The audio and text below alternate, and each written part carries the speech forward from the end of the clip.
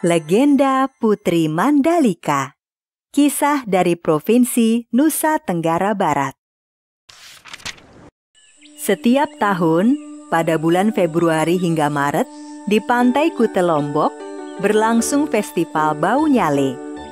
Festival Bau Nyale adalah acara tradisional suku Sasak untuk menangkap cacing laut.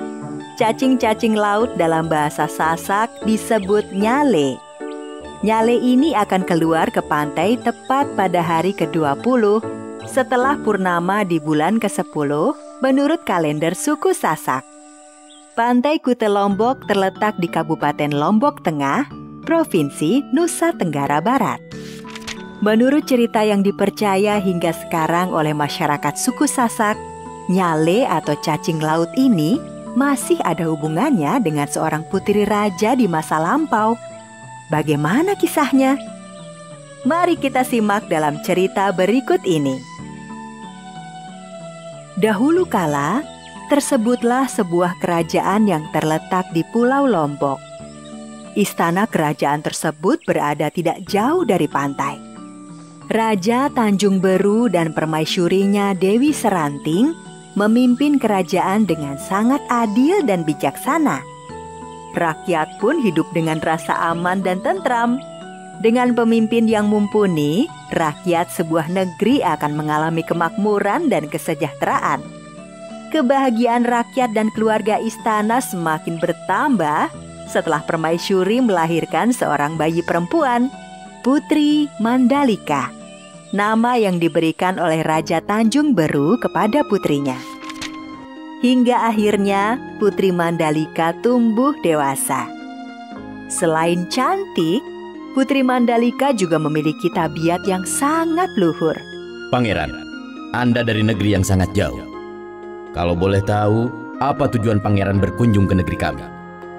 Maafkan Ananda, Yang Mulia Raja Tanjung Beru. Selama ini, Ananda telah mendengar tentang Putri Mandalika yang tidak hanya cantik, tetapi juga memiliki budi pekerti yang sangat luhur. Tujuan dari kedatangan Ananda adalah untuk melamar Putri Mandalika. Jika Yang Mulia berkenan, Ananda bermaksud menjadikan Putri Mandalika sebagai permaisuri. Sebagai seorang ayah, saya sangat tersanjung jika Mandalika menjadi permaisuri. Namun, untuk masalah ini, biarlah saya berbicara dengan Mandalika dan ibunya. Baik, terima kasih Yang Mulia telah berkenan mempertimbangkan lamaran Ananda. Untuk sementara, pangeran bisa beristirahat dahulu di istana khusus tamu kerajaan. Yang Mulia, tujuan Ananda adalah untuk melamar Putri Mandalika. Yang Mulia, maksud kedatangan Ananda, ternyata bukan hanya satu pangeran yang melamar Putri Mandalika. Belasan pangeran dari berbagai negeri datang untuk melamar Putri Mandalika. Karena banyaknya pelamar yang datang, Raja Tanjung Beru mengadakan rapat terbatas dengan permaisuri dan putrinya. Mandalika, saat ini telah datang belasan pangeran dari berbagai negeri. Ayah tidak memutuskan pangeran mana yang akan ayah terima. Karena itu, keputusan ini akan ayah serahkan padamu. Mandalika, ibu dan ayah akan merestui siapapun pangeran yang akan engkau pilih. Ibu hanya bisa mendoakan engkau memilih suami yang tepat. Putri Mandalika tidak langsung memberi jawaban. Putri Mandalika pun memanggil semua pangeran yang melamarnya ke balairung istana. Putri Mandalika ingin mengenali siapa saja pangeran yang melamarnya. Putri Mandalika sepertinya berpikir keras menentukan pilihan. Sedangkan para pangeran itu mulai tidak sabar. Terjadi keributan kecil di antara mereka. Putri Mandalika pasti akan memilihku. Ayahku adalah raja besar yang menguasai utara. Tidak mungkin. Akulah putra mahkota kerajaan barat sana. Putri pasti memilihku. ayahku adalah penguasa lautan di timur. Akulah yang paling layak menikah dengan Putri Mandalika. Jika sampai kamu atau kamu yang terpilih, kupastikan pasukanku akan menyerang kerajaan kalian. Kamu pikir aku tidak berani menyerang kerajaanmu? Pasukanku punya persenjataan yang lebih lengkap. Kerajaanmu akan kuratakan dengan tanah. Kalau aku tidak terpilih, maka aku bersumpah semua armada angkatan laut ayahku akan meluluhlantahkan negeri kalian. Akan ke bumi hanguskan negeri kalian hingga tak tersisa. Diam kalian! Para pangeran langsung diam di tempat karena terkejut Putri Mandalika ternyata berani membentak mereka.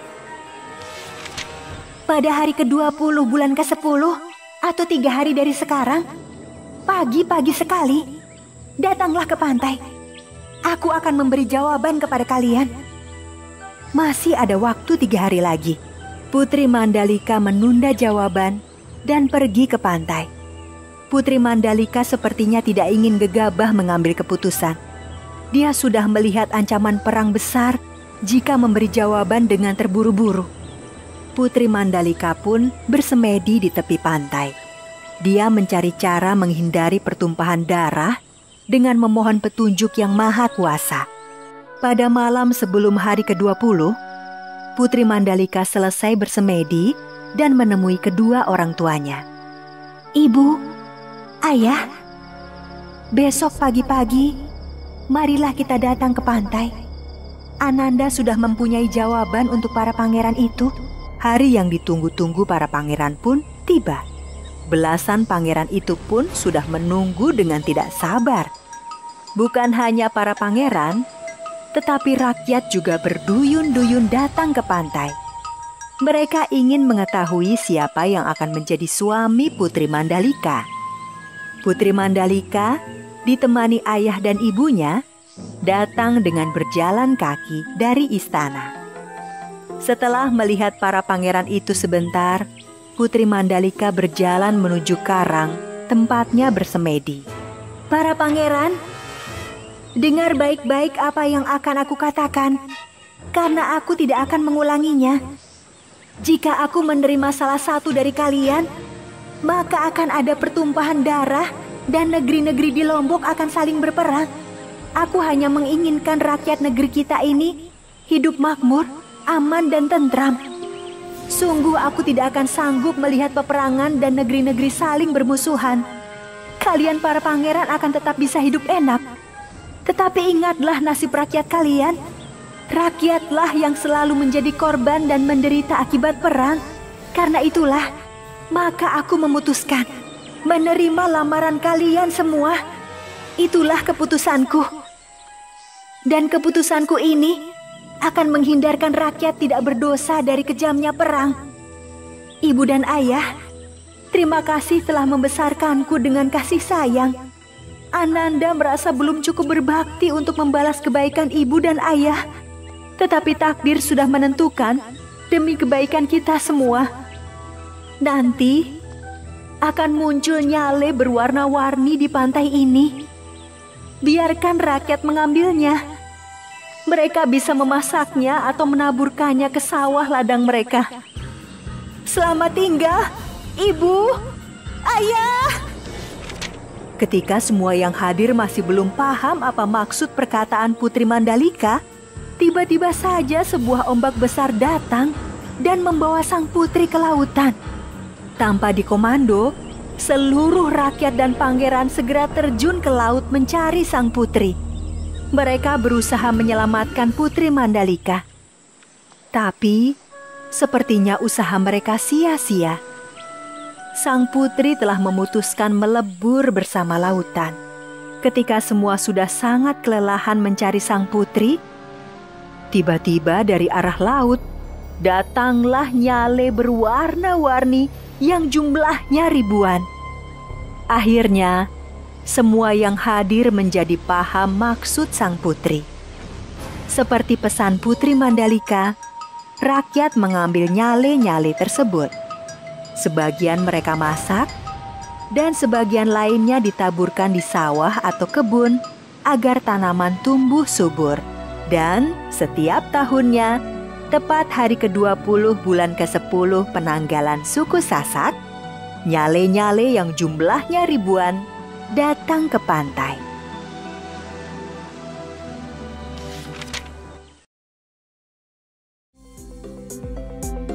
Halo teman-teman, subscribe di tombol merah di bawah ini ya. Like dan share juga di media sosial teman-teman. Dan satu lagi, isi komentar, usulan, atau saran juga ya. Terima kasih.